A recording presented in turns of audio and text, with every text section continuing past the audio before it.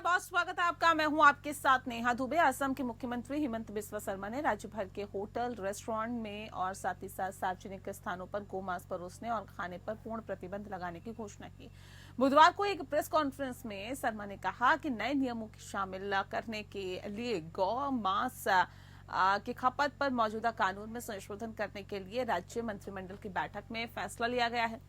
और ऐसे में मुख्यमंत्री ने कहा कि असम में हमने फैसला किया है कि किसी भी रेस्टोरेंट या होटल में गोमांस नहीं परोसा जाएगा और किसी भी सार्वजनिक समारोह या सार्वजनिक स्थान पर इसे नहीं परोसा जाएगा। इसीलिए हमने होटल, रेस्टोरेंट में गोमांस की खपत को पूरी तरह से बंद करने का फैसला किया है। शर्मा ने पत्रकारों से बातचीत करते हुए कहा है कि पहले मंदिरों के 5 किलोमीटर के दायरे में गोमांस परोसने या सेवन न करने का प्रावधान था। बीजेपी नेता ने कहा कि लेकिन अब हमने इसको विस्तार दिया है, यानी कि पूरे राज्य में इसको लागू कर दिया है। आप इसे किसी भी सामुदायिक स्थान, सार्वजनिक स्थान, होटल या रेस्टोरेंट में नहीं खा पाएंगे। असम में गोमांस का सेवन अवैध नहीं है, लेकिन असम पशु संरक्षण अधिनियम 2021 उन क्षेत्रों में पशु वध और गोमांस की बिक्री पर प्रतिबंध लगाता है जहां पर हिंदू, जैन और सिख बहुसंख्यक रहते हैं। इसी तरह मंदिर और मठ के 5 किलोमीटर के दायरे में इसे बेचने पर रोक है, लेकिन अब ये प्रतिबंध पूरे राज्य में होटल, रेस्टोरेंट और सार्वजनिक स्थानों पर लगाया गया है। बीजेपी शासित राज्यों में खासतौर पर भाजपा, आरएसएस गोमांस पर प्रतिबंध की मांग मुस्लिम को टारगेट करते हुए करते हैं। असम में ताजा प्रतिबंध भी मुस्लिमों को टारगेट करके ही किया गया है। रिपोर्ट के मुताबिक मुगल काल में मुस्लिम राजा या हमलावर सेनाएं नहीं थे जो भारत में मांस भक्षण लेकर आए। हालांकि दक्षिणपंथी अक्सर यही बात कहते हैं कि मुगल मांस भक्षण लेकर आए। ब्राह्मणों और कुछ अन्य उच्च जातियों के आहार से गोमांस गायब रहता है।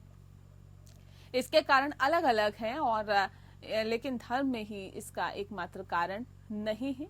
ऐसा होता है कि वैदिक युग में या वेदों में इसका जिक्र क्यों मिलता है। बता दें कि भारत में मांस खाने की आदत का अंदाजा भारतीय फूड डिलीवरी प्लेटफॉर्म स्विगी के आंकड़े से लगाया जा सकता है। स्विगी का डेटा बताता है कि मांस की खपत भारत में बढ़ रही है। पिछले साल भारतीय स्विगी पर सबसे ज्यादा ऑर्डर किया जाने वाला खाना चिकन बिरयानी थी और भारत में हर सेकेंड 2 प्लेट चिकन बिरयानी का ऑर्डर स्विगी को मिलता था। लेकिन मांस को अब हिंदू मुस्लिम खाई को और बढ़ाने के लिए हथियार की तरह इस्तेमाल किया जा रहा है। असम सरकार के बीफ बैन के फैसले के बाद प्रदेश में राजनीति शुरू हो गई है। मुख्यमंत्री हिमंत बिस्वा शर्मा ने राज्य में गोमांस की बिक्री पर प्रतिबंध का असम के मुख्य विपक्षी दल AIUDF ने राज्य सरकार के इस फैसले को लेकर सवाल उठाए हैं। असम की मुख्य विपक्षी party all India United democratic front के महासचिव और विधायक डॉक्टर हाफिज रफीकुल इस्लाम ने कहा है कि इस फैसले पर ज्यादा ध्यान देने की जरूरत नहीं। उन्होंने कहा कि लोग क्या खाएंगे, क्या पहनेंगे, इसका फैसला कैबिनेट नहीं ले सकती है। बीजेपी गोवा और उत्तर पूर्वी राज्यों में बीफ पर प्रतिबंध नहीं लगा सकती, तो ये प्रतिबंध असम में क्यों? हमें इस फैसले पर अधिक ध्यान नहीं देना चाहिए। और वहीं असम सरकार में जल संसाधन समेत सूचना एवं प्रसारण मंत्रालय संभाल रहे पीयूष हजारिका ने पाकिस्तान जाने की बात कह डाली है। उन्होंने एक्स पर एक पोस्ट में लिखा है कि असम कांग्रेस या तो राज्य सरकार के बीफ बैन वाले फैसले का स्वागत करे या पाकिस्तान चला जाए।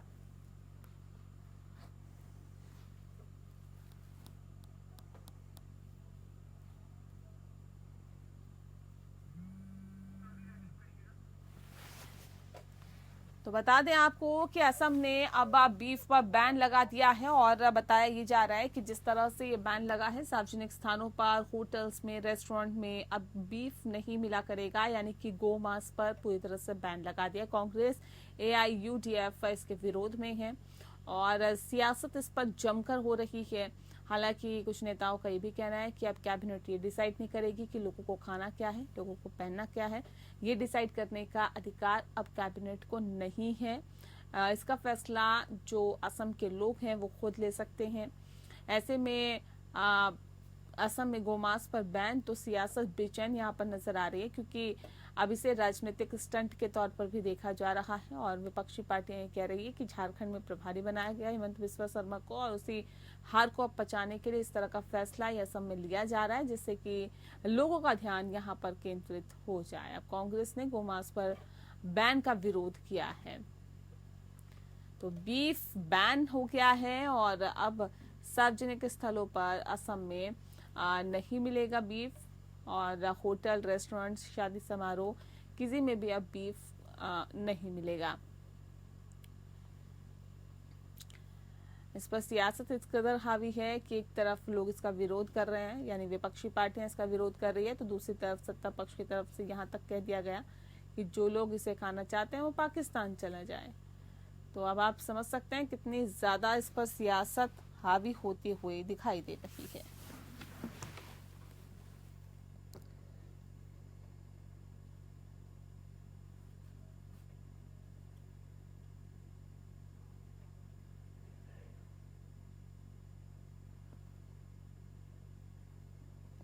इस सियासत की क्या मायने निकाले और इसका क्या मतलब है, ये दरअसल आज हम समझने की कोशिश करेंगे, क्योंकि बीफ पर पहले भी कई मर्तबा इस तरह चर्चा हो चुकी है। लेकिन अब जब नॉर्थ ईस्ट में अगर किसी राज्य में बीफ को बैन कर दिया जाता है, तो जाहिर तौर पर ये एक बड़ा सवाल बन जाता है कि आखिर गोमांस को बैन करने के पीछे की वजह क्या है, इसको भी टटोला जाए। क्योंकि एक सनातन धर्म में गाय को पूजा जाता है, और उसी चीज को आगे बढ़ाते हुए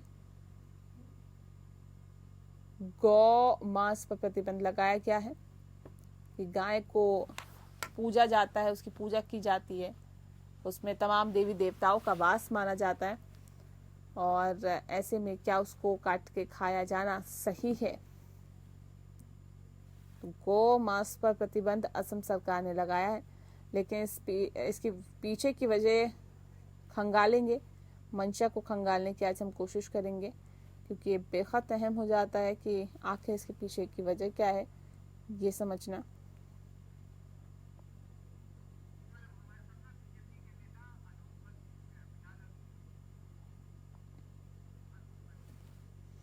और इस विषय पर तफसील से चर्चा करने के लिए खास मेहमान हमारे साथ मौजूद है भारतीय जनता पार्टी के नेता आलोक वत्स जी, इस वक्त हमारे साथ जुड़ गए हैं। आलोक जी, बहुत स्वागत है आपका। किस तरह से इसे देखते हैं और इसके पीछे की वजह क्या है सर? अगर असम में गौ मांस पर प्रतिबंध लगा दिया गया है, तो इसके पीछे की वजह क्या है? देखिए नेहा जी, वैसे तो स्वतंत्रता है, लोकतांत्रिक देश है, किसी को पहनने और खाने की आजादी है, लेकिन क्योंकि यहाँ परसेंटेज सनातनियों का ज्यादा है, उनकी भावनाओं को ध्यान में रखते हुए, क्योंकि गौ माता को हम पूजते हैं, भगवान के रूप में देखते हैं, इसलिए इस चीज की मुखालफत की जा रही, इसकी जी। हम अपेक्षा करते हैं कि गौ को काटा न जाए, और इसी के तहत उन्होंने वहां प्रतिबंध लगाया। लेकिन विपक्षी पार्टियां तो विरोध कर रही है, कांग्रेस भी पार्टी विरोध कर रही है, उसकी सहयोगी पार्टियां भी विरोध कर रही है, और कह रही है कि ये कैबिनेट डिसाइड करेगी कि उन्हें खाना क्या है, या लोगों को पहनना क्या है, लोगों को खाना क्या है, इसका अधिकार क्या कैबिनेट को है? ये बात तो उनका कहना कुछ हद तक सही है कि किसी के खाने की और पहनने की आजादी, लेकिन पीछे आपने देखा कि बहुत सी मुस्लिम कंट्रियों में भी हिजाब पे बैन लगा, बुर्के पे लोगों ने, महिलाओं ने विद्रोह कर दिया। तो उसी के तहत जब हिंदू, यहाँ परसेंटेज 80% हिंदू लोग रहते हैं, सनातनी रहते हैं, उनकी भावनाओं को ध्यान में रखते हुए कैबिनेट ने ये डिसीजन दिया कि आज से तो नहीं रह रहे ना सर, ये तो पहले से रह रहे हैं। फिर आज ये फैसला लेने के पीछे की वजह ये भी कही जा रही है कि प्रभारी बनाया गया हिमंत बिस्वा शर्मा को हार पचा नहीं पाए, इसलिए लोगों का ध्यान केंद्रित इधर करने के लिए, वहां से हटाने के लिए इस तरह का फैसला यहाँ पे ले लिया गया। इससे इसको जोड़ना मेरे हम नहीं समझ जोड़ में रहे ठीक सर, ये तो नहीं है। विपक्षी पार्टियां जोड़ रही हैं, हम नहीं जोड़ रहे। चुनाव में हार जीत लगी रहती है।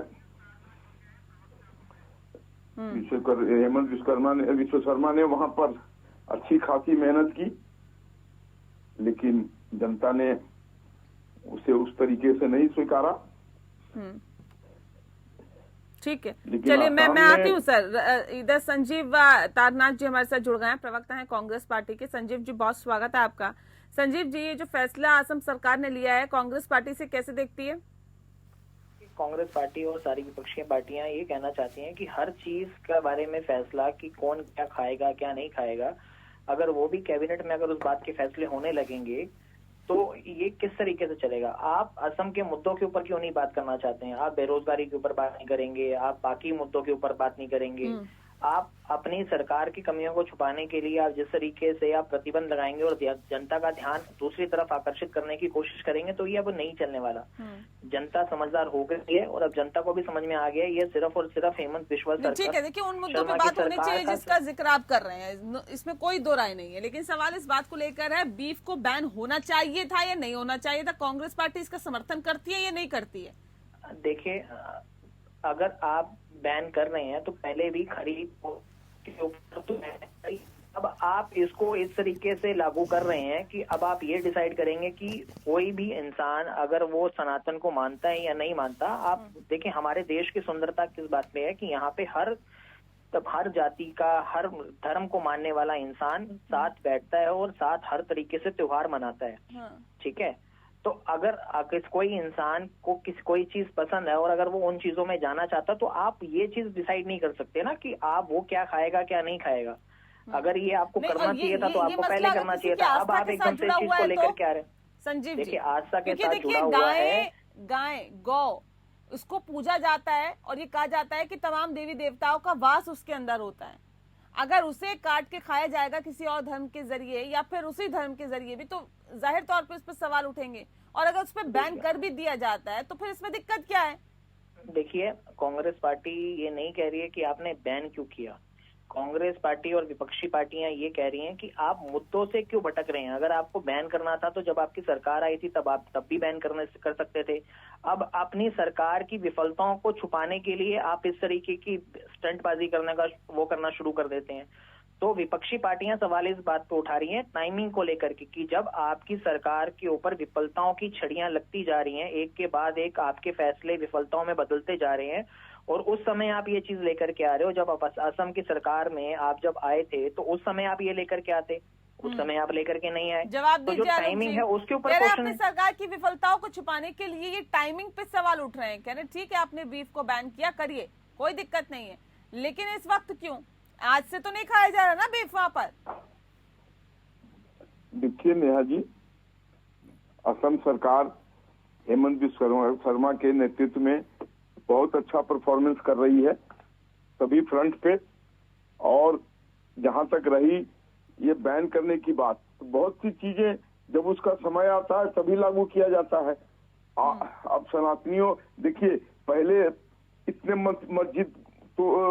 मंदिर तोड़ के मस्जिद बने थे, 70 साल हो गए हमारे आजादी को, उस समय नहीं पहल हुआ। अब देखिए किस तरीके से जागृत हो गया है सनातनी लोग और किस तरीके से अपने मंदिरों को वापस हासिल करने के लिए कवायद कर रहा है। और अयोध्या लिया, काशी विश्वनाथ का भी मामला ज्ञानवापी का चल रहा है, संभल का मामला भी चल रहा है, और काशी मथुरा और काशी ये आगरा का भी मामला आएगा। तो अब हिंदू जागृत हो चुका है, जब जागो तब सवेरा। अब वो लोग अपने जो क्रूर शासकों ने मुगलों के हमारे साथ अत्याचार किया वो उसको वापस कर रहे हैं, लेकिन वो हिंसात्मक तरीके से नहीं कर रहे हैं। वो कोर्ट का सहारा ले रहे हैं, वो आर्कियोलॉजिकल सर्वे का सहारा ले रहे हैं, बिल्कुल लोकतांत्रिक तरीके से उस प्रक्रिया को कर रहे हैं। तो उसी तरीके से गौ माता को पूजा जाता है। अब धीरे धीरे करके ये बैन पूरे देश में लागू होना चाहिए कि गौ माता जो हमारे लिए भगवान स्वरूप है, पूजनीय है, उसको हम काट के ना खाएं और न किसी और को खाने दें। ठीक है। तो भावनाओं संजीव की जी, कदर क्या होनी लगता है पूरे चाहिए। देश में इसे लागू होना चाहिए? कह रहे हैं ना सिर्फ एक राज्य में बल्कि पूरे देश में इसको लागू होना चाहिए। नॉर्थ ईस्ट के तो तमाम राज्य और है ना जहाँ पर अभी कोई बैन नहीं है बीफ पर। देखिए, मैं वही कहना चाहता हूँ, जनता के मुद्दों से ध्यान भटकाना हाँ। भारतीय जनता पार्टी की बहुत पुरानी आदत रही है। जनता के मुद्दों के ऊपर कभी बात नहीं करना चाहते। मई 2021 में हेमंत बिश्व शर्मा जी असम के मुख्यमंत्री बने। उसके बाद से लेकर के अब तक असम मिजोरम जो बॉर्डर डिस्प्यूट था उसको ये आज तक नहीं सुलझा पाए। जो कॉमनल टेंशन चलती हुई आ रही हैं उसको ये सुलझा नहीं पाए। जब बाढ़ आई, बाढ़ में ये पूरी तरीके से इनकी सरकार विफल रही। एनआरसी और सिटीजन अमेंडमेंट एक्ट के बारे में फाइनल लिस्ट आज तक नहीं आई, ये रिजॉल्व ही नहीं करा पाए। असम के अंदर जॉब क्रिएशन और अनएम्प्लॉयमेंट हद से ज्यादा है। हेल्थ केयर सिस्टम का हाल तो हमने कोरोना के समय देख ही लिया था कि किस तरीके से इनकी सरकार ने वहां पे काम किया। रूरल एरिया का हाल और वहां पे किस तरीके का डेवलपमेंट है वो भी हमने देख लिया, चाहे वो रोड की बात कर लें, हेल्थ केयर की बात कर लें या बिजली की बात कर लें। एजुकेशन के बारे में तो कहने क्या, वो मुझे बताने की जरूरत नहीं है, आप मुझसे अच्छे तरीके से जानते हैं। तो जनता के जो असल मुद्दे हैं उनसे ध्यान भटकाने के लिए इस तरीके की चीजें करी जाती हैं। 2021 में इनको याद नहीं आया कि गौ माता हमारी माता है और इस तरीके के फैसले लिए जाने चाहिए। आज तकरीबन 3-3.5 साल बीतने के बाद इनको आज याद आया कि गौ माता हमारी माता है। 3 साल तक इनको ध्यान नहीं था कि गौ माता को हमें माता मानना चाहिए, उनके मांस के ऊपर बिक्री नहीं होनी चाहिए। ये फैसले 2021 में क्यों नहीं आए? अगर आपको इतनी ही सनातन की पड़ी थी और आप इतने ही सनातन के इतने बड़े हितैषी हैं तो आपको 2021 के अंदर ये फैसले लेकर के आने चाहिए थे। तो हमने जो कांग्रेस पार्टी और विपक्षी पार्टियों ने जो सवाल उठाए हैं वो ये सवाल उठाए हैं कि टाइमिंग को लेकर के, कि जब आपकी सरकार पिछले 3 सालों के अंदर हर मुद्दे के ऊपर विफल रही, चाहे वो महंगाई हो, बेरोजगारी हो, सुरक्षा की बात हो, चाहे वो हॉस्पिटल्स की बात हो, हेल्थ केयर सेक्टर की बात हो, जब आपकी सरकार पूरे तरीके से विफल रही तब आप अपनी सरकार की विफलताओं को छुपाने के लिए आप इस तरीके की चीजें लेकर के आ रहे हैं।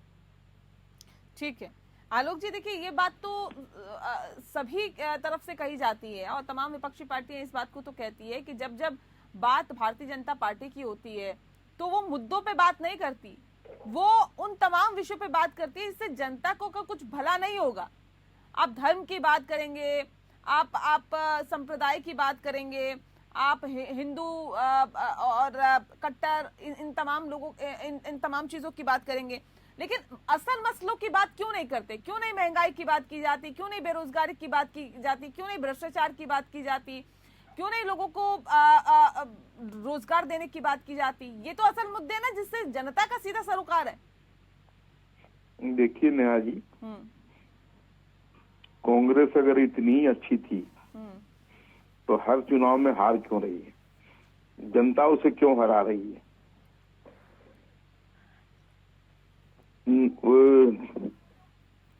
हमने